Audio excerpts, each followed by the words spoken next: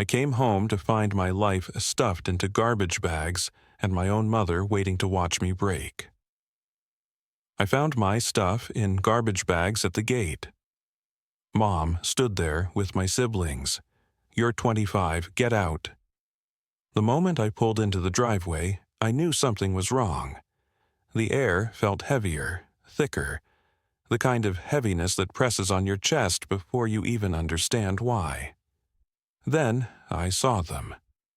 Black garbage bags stacked in two uneven piles, like someone had cleaned out a stranger's house and dumped it all at the gate.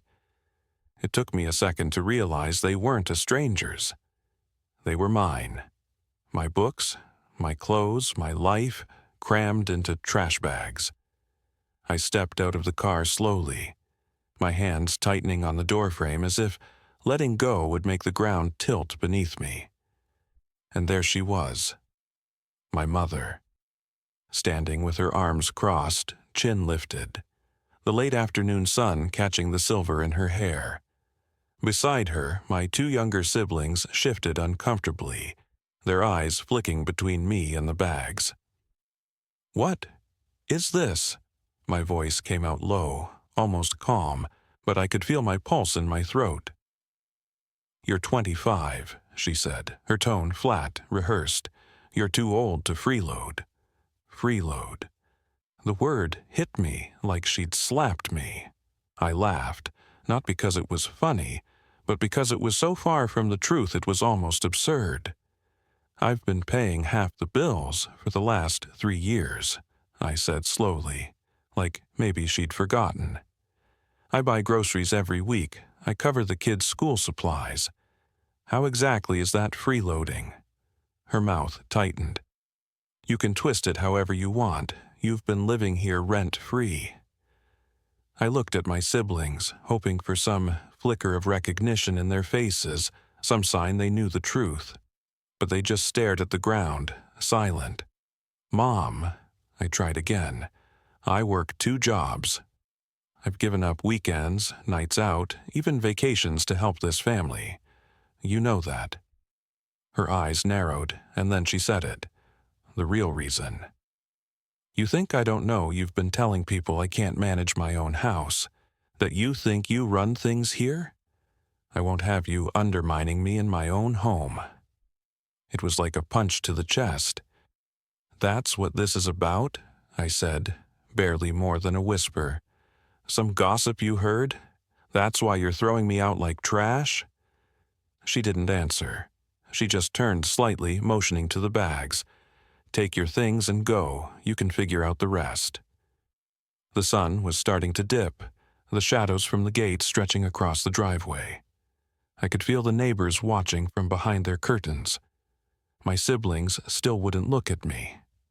I swallowed hard, forcing myself not to let the tears win. Not here, not in front of her. Because if I cried, she'd take it as proof she'd won. I bent down, grabbed the first bag, and told myself I would not break. But the truth, the real truth behind all of this, was about to cut deeper than I thought possible. I replay the last year in my head like a film I can't stop watching. Every scene feels different now, colored by this moment at the gate. She'd been distant for months, but I told myself it was stress. Work, bills, life. I tried not to take it personally. But then there was my stepdad. His words had grown sharper, laced with a passive-aggressive bite. Little digs about how much electricity I must be using, or how young people these days don't understand the value of money. The kind of comments you brush off until you realize they weren't just jokes. And the looks, God, the looks. That heavy stare across the dinner table. The way he'd linger in the hallway like he was sizing me up, silently daring me to push back. The more I think about it, the more the signs line up. Like the hushed conversations that always died when I walked into the room. The quick shuffle of papers. The phone screens turned face down. My siblings used to run to greet me when I got home. Now, they'd disappear into their rooms, doors clicking shut behind them.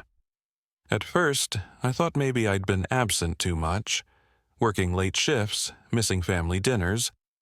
But no, it wasn't absence, it was poison. Someone had been turning them against me, drip by drip, until I was a stranger in my own house. The puzzle pieces start clicking together with sickening clarity. The bills I paid? Mom took the credit. She'd stand in the kitchen telling my siblings how she just paid the electric bill again, like it was some heroic feat. The groceries I bought after a 12-hour shift? She said she covered them, and when I'd leave the receipt on the counter, she'd accidentally throw it away before anyone could see. And the worst part? My siblings, the same ones I'd helped with homework, driven to school, defended when they got in trouble, believed her. They believed I was the lazy one, the one taking without giving, the freeloading parasite in the house. It's a special kind of pain when the people you've sacrificed for start to see you as the villain. You can't argue your way out of it because their loyalty has already been rewired. One memory stands out like a warning I ignored. Last winter, I came home with groceries, bags digging into my hands. Mom was in the living room with my stepdad, talking in low voices. I caught my name. Before I could ask, she smiled, the tight, fake smile, and asked me to leave the bags in the kitchen. By the time I came back from putting them away, the conversation had switched to something meaningless. Now, I realize they were already planning my exit back then. The more I think, the more the heat in my chest builds. I need proof. Not for me, I already know the truth. But proof that will rip the mask off for everyone else. That's when I start digging. Through my phone, through old messages, through anything that might explain how my own family turned into strangers. And that's when I find it, the conversation that made everything clear. I scroll past dozens of old conversations, most of them harmless. But then I see her name, Mom, in a group chat I'd almost forgotten existed. It's not even a family chat. It's her and my stepdad, just them and me. The most recent message catches my eye. It's from 2 weeks ago. Mom, we should start pushing him out before he gets too comfortable. Stepdad, yeah, the longer he stays, the harder it'll be to get rid of him. Mom, he thinks he's helping, but he's just in the way. My thumb freezes on the screen. I scroll up. The words get worse. They mock me. Laugh about how I can't keep a relationship because I'm too busy playing house here. They call me a burden, a failure. They talk about me like I'm not a person, like I'm some object cluttering their space, a problem to be solved. I keep reading, my eyes burning. Stepdad, soon as he's out, we can redo his room, maybe turn it into an office. Mom, finally, I'm tired of him acting like this is his house. My chest tightens until it feels like breathing takes effort. Every late-night shift I picked up so the electric bill wouldn't be late. Every time I went without so my siblings could have new shoes or a school trip. Every quiet sacrifice, skipped dinners, canceled plans, empty weekends, it was all for them, and they saw me as disposable. I scroll further back, and there's more. They joked about how gullible I was for paying bills without asking for rent. They even speculated about when I'd finally get the hint. It's not just betrayal, it's premeditated cruelty. I think about every fake smile, every thank you that meant nothing. Every time Mom hugged me in front of relatives and told them I was such a good son when she was already planning to throw me out. The worst part? There's no anger in their words, just enjoyment. Like they were bonding over the idea of getting rid of me. I put the phone down for a moment, staring at the wall. The room feels smaller. The air feels thick. The realization hits me in waves. They were never going to see me as family again. Not after this. Not after what they've decided I am in their heads. And that's when something shifts inside me. The sadness, the disbelief, it all hardens into something sharper. I'm not going to let them shove me out quietly. I'm not going to disappear like some mistake they're erasing. They've been writing a story about me, one where I'm the problem, the burden, the unwanted guest. But I'm done letting them hold the pen. That's when I decided they wouldn't get to write my ending. I start packing what's mine, not in a rush, not in a panic. Carefully, deliberately. Every book goes into its own box. Clothes folded, not stuffed. I'm not leaving in shame. I'm leaving on my own terms. There's no yelling, no pleading.